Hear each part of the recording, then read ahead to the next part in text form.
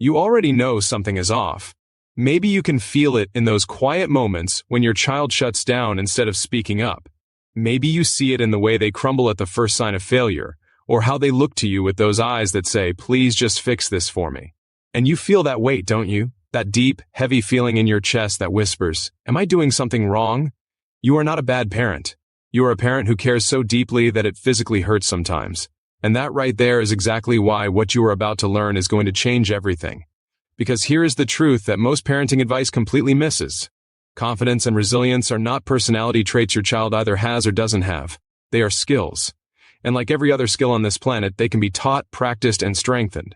Starting right now, today, with exactly the child you have in front of you.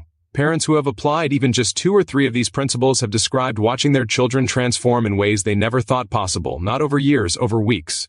That is how powerful this is when you know what you are actually doing. And before we go further, if you are serious about going deeper on this, we have some related programs linked down below in the video description. The parents who use those resources alongside what they learn here consistently report results that feel almost unbelievable.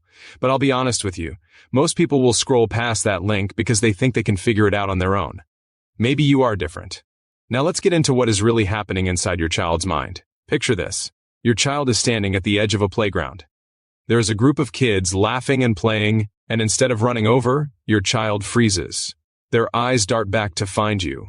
They need that invisible rope between you to feel safe. And your heart breaks just a little because you want so desperately for them to just go, just try, just be okay without you for 5 minutes. That moment, that tiny heartbreaking moment, is not your child failing. It is your child's nervous system doing exactly what it was wired to do when it doesn't yet trust that failure is survivable, when the world hasn't shown them yet that they can fall and get back up and be perfectly fine. And this is where so many parents make a mistake that nobody ever warned them about. In that moment, the instinct is to rush over, to fix it, to say, "It's okay, come with me, I'll help you." And every single time you do that, as loving as it is, you are accidentally teaching your child one devastating lesson. You cannot handle this without me. The cost of that lesson is enormous. Research across child development consistently shows that children who are over-rescued develop what is called learned helplessness. They stop trying before they even start. They catastrophize small challenges. They develop anxiety that follows them into adulthood, into their careers, into their relationships. The cost is not just childhood struggles. It is a lifetime of self-doubt that compounds every single year it goes untreated. Here is what changes everything. The first thing you need to understand is that discomfort is not danger. Your job is not to eliminate your child's discomfort. Your job is to be the calm, steady presence that shows them discomfort is survivable. When you can separate those two things in your own mind, your parenting shifts completely. Instead of rushing over when your child freezes at that playground, you stay calm. You don't panic.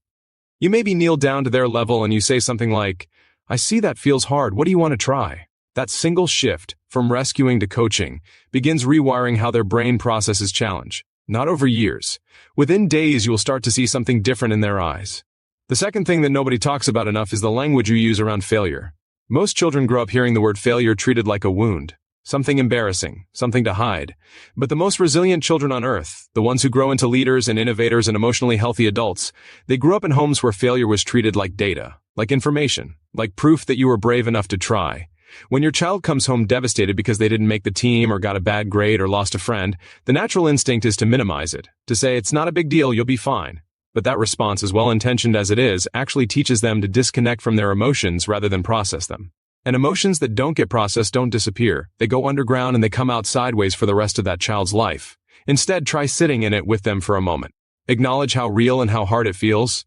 Then after that emotional acknowledgement, gently shift the conversation to what can we learn from this and what would you do differently.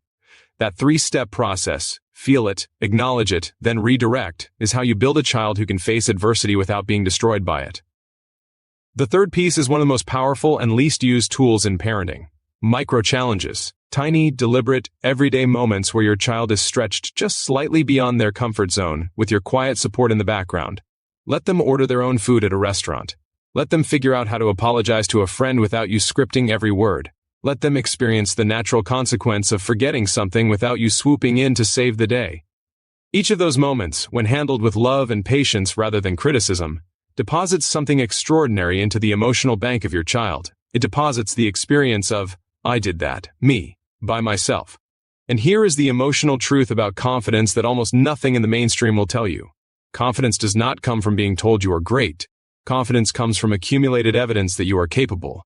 You cannot talk your child into confidence. You have to create conditions where they experience it themselves. Think about the difference between a child who has heard 1,000 times "you're amazing, you're so smart," and a child who has navigated real challenges with real support and actually come out the other side. One of those children has words, the other has evidence. Evidence wins every time.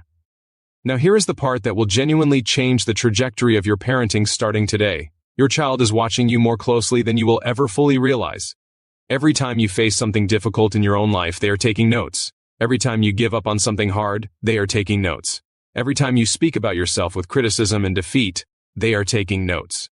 You are not just raising a child, you are being a living, breathing textbook for how to exist in the world. When you model resilience, when you let them see you struggle, and then watch you dust yourself off and keep going, you are giving them something no book or program or lesson can fully replicate.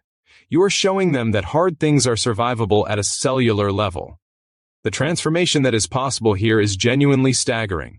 Parents who commit to these shifts consistently describe watching their children go from anxious and withdrawn to curious and brave, from shutting down at failure to bouncing back faster each time, from needing constant reassurance to developing a quiet, unshakable inner confidence that carries them forward without you even being in the room. That is what is at stake here. Not just a happier childhood, a fundamentally different life. And if you want to go beyond what we covered today, if you want a structured, step-by-step path that takes you from where you are right now to the parent who truly knows how to raise a confident, resilient child with clarity and no guesswork, the programs in the description below were built for exactly that. Most parents wait.